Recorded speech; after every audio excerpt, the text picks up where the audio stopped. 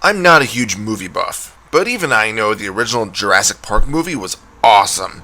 So much so that the book is on my to-read list, which is growing at a rate only marginally smaller than my to-play game listing. But that's besides the point. Why am I saying all of this? Well, obviously, because I'm reviewing the SNES Jurassic Park game this week. It's a game I used to play quite a bit as a kid, as I rented it from one of my friends periodically.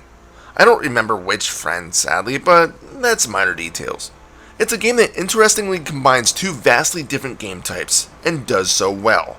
You play as Dr. Alan Grant, one of the main characters in the movie. If you haven't seen it, spoiler, dinosaurs go crazy and attack their caretakers.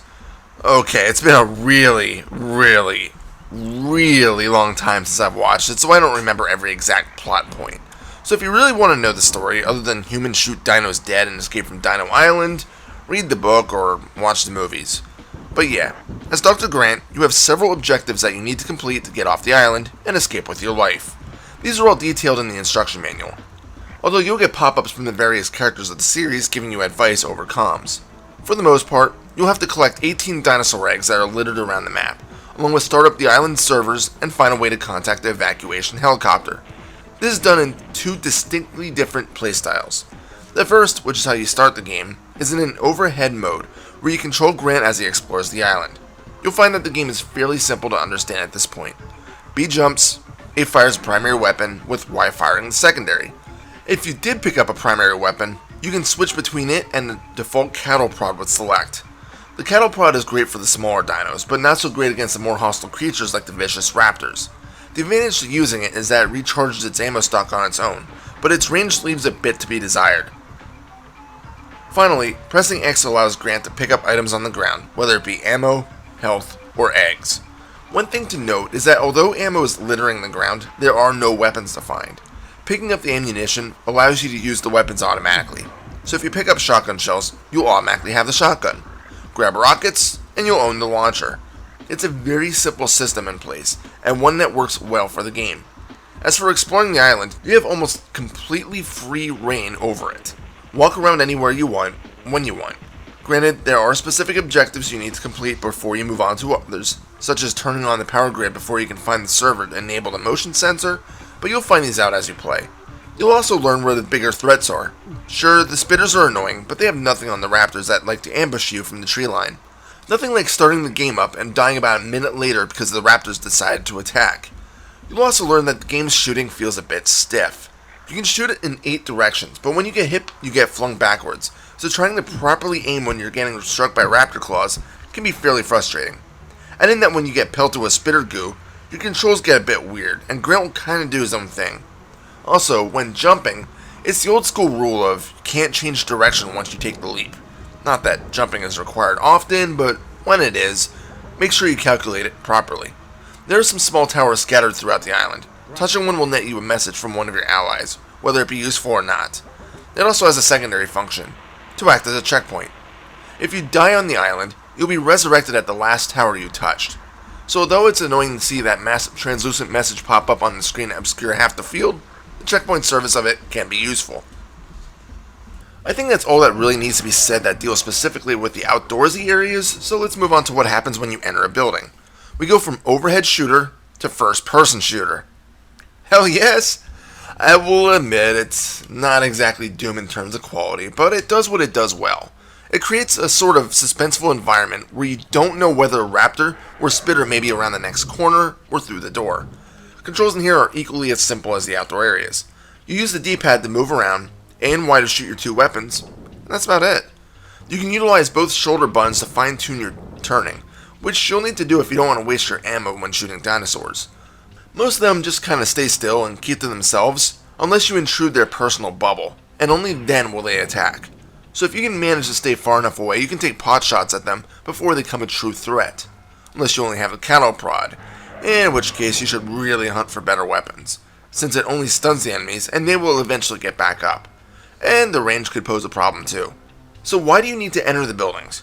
Well, a lot of the game's objectives are completed in them.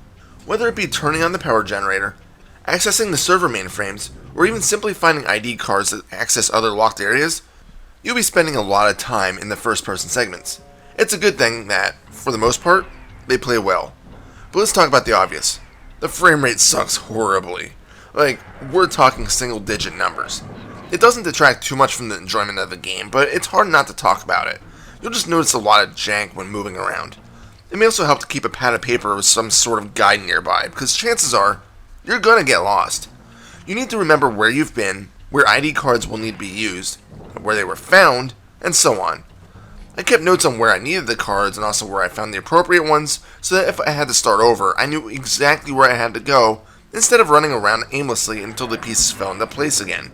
Speaking of starting over, you'll probably end up doing it a few times.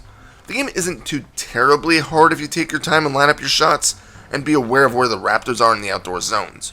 Or you can just try to avoid them altogether, but it's easier said than done.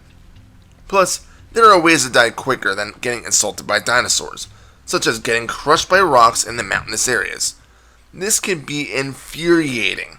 I was doing great in the game, getting further and further, and then lost 3 of my lives getting crushed by rocks above me as I tried to hunt down an egg. Freaking really? Grant can survive being mauled by a raptor but can't avoid a damn rock? Plus, the biggest problem with the game? There are absolutely no passwords or save systems to be found.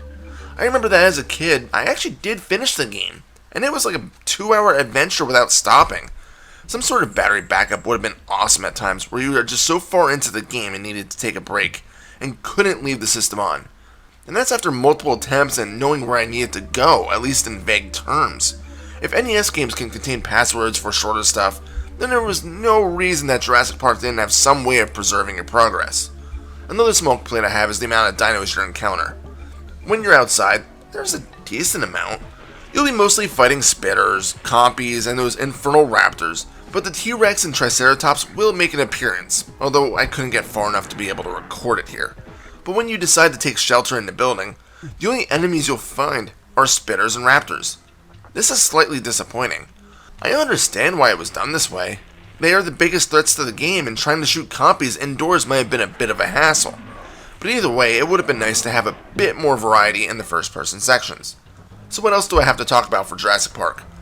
How about the graphics and sound? By now, you probably know that once I talk about these, the review is coming to a close. Well, that and the time bar on the bottom of the screen kind of gives it away. Anywho, for the visuals, they aren't bad. The island's outdoor areas are bright and vivid, and the indoor areas are dark and gloomy. The dino is nice and detailed. Sure, I can complain that the indoors areas are 90% all the same textures, and everything is extremely blocky, but it's still a nice change of pace from the overhead sections anyway. Now, you may notice the odd HUD effects, but I feel like it's the emulation from my Retron 5. If I load up the basic ROM on my PC, I don't get that, and I remember on the official SNES, it didn't contain it either. Same with some of the indoor areas getting slightly glitchy, like this raptor here. Again, if you play the game on an actual SNES, you won't run into that.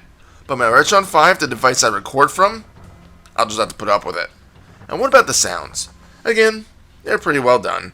The music itself is just about average, although it won't grate on you and force you to mute the game. The sound effects, on the other hand, are pretty awesome. You'll be hearing a lot of raptors, and when you are in the buildings, it can get downright frightening to be walking around and be hearing dino sounds. Are they in a different room? Are they right behind you? It might make you slightly paranoid. Jurassic Park on SNES is a fairly good game, if not amazing. The combination of overhead adventure segments along with the first-person action works very well, and there's enough exploration required that will keep you occupied for a few hours. Really, if it had some way of saving your progress or continuing after power off, I probably would have given it an extra point in my review scale, but as it stands, it's still a fun game, but be prepared to spend quite a bit of time on it if you want to escape Jurassic Park. Final score? 5 out of 7. This is Reaper. Happy fragging.